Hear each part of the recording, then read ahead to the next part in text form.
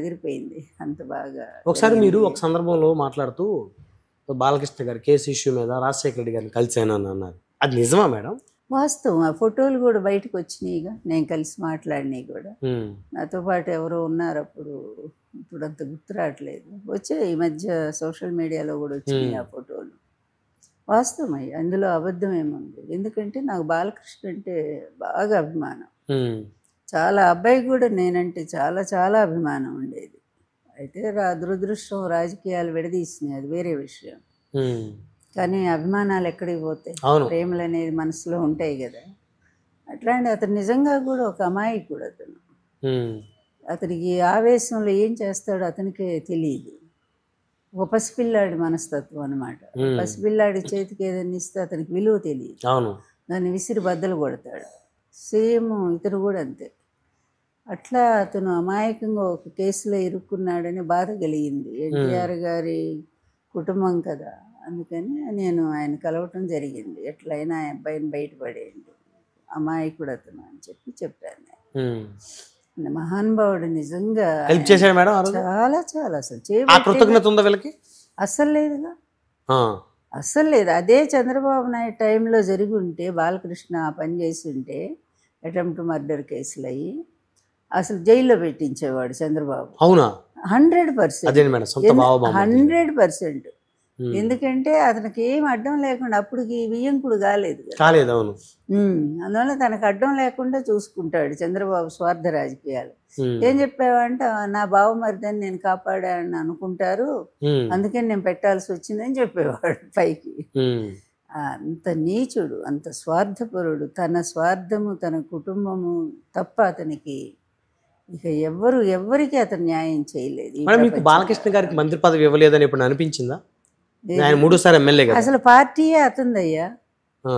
అసలు తెలుగుదేశం పార్టీయే అతని తండ్రిది, అతంది. కానీ మేడం ఈ రోజు ఆ పార్టీని కాపాడుతుంది చంద్రబాబు నాయుడు. ఏం కాపాడటమయ్యా ఇది? ఇంత హీనమైన స్థితిలోన అట్లాంటి పార్టీ ఉంటే ఏంటి, లేకపోతే ఏమిటయ్యా? చూడు ఒకసారి ఆ పరిపాలన చూడు. తెలుగుదేశాన్ని బండ బూతులు తిడుతున్నారా? ఎన్టీఆర్ టైంలో ఎంత గౌరవం తెచ్చుకుంది పార్టీ, ఎంత విలువ ఉండేది. తెలుగుదేశం పార్టీ అంటే నేషనల్ వైజ్గా గౌరవించారు కదా. ఈరోజు ఎవరైనా గౌరవిస్తున్నారనే? అడ్డదారిలో మొన్న గెలిచింది ఒక గెలిపేనా చెప్పండి? ఈవీఎంల మోసంతో బయటపడ్డాడు. ఎప్పుడైనా ఇతను సొంతంగా గెలిచాడా మీరు ఒక్కసారి చెప్పండి. 2019లో సొంతంగా నిలబడ్డాడు, ఎవరి సపోర్ట్ లేకుండా. పూర్తిగా ఓడిపోయాడు, 23 సీట్లతో ఓడిపోయాడు కదా. అది అతని బలం. అందువల్ల ఎప్పుడు బీజేపీ ఇతనికి సాయం చేస్తూనే ఉంది. 99లో కానీ, మొన్న 2024 ఎలక్షన్స్ కానీ వాళ్ళ అలాగే పవన్ కళ్యాణ్ వీళ్ళందరి హెల్ప్తో బయట అంటే ఏం బయటపడ్డా, మొన్న కూడా మోసంతోనే బయటపడ్డారు. సరే, ఏది ఏమైనా సరే ఇతని చేతిలో తెలుగుదేశం పార్టీ చెప్పాలి అంటే ఒక హీన స్థాయికి దిగజారిపోయింది. అస్సలు ఈ ప్రతి ఒక్కళ్ళ కాళ్ళ ముందు పెట్టాడుగా తీసుకుపోయి పార్టీని.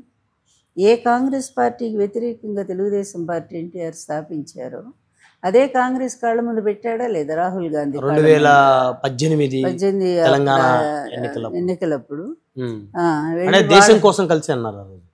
దేశం ముందు రాష్ట్రాన్ని ఉద్ధరించలేదు కానీ దేశాన్ని ఉద్ధరించడం ఆయన మహానుభావుడు బయలుదేరాడు. అందువలన తన చెప్పాను కదా, తన అధికారం కోసం, తన స్వార్థం కోసం ఎంత నీచానికైనా దిగజారే వ్యక్తి చంద్రబాబు నాయుడు.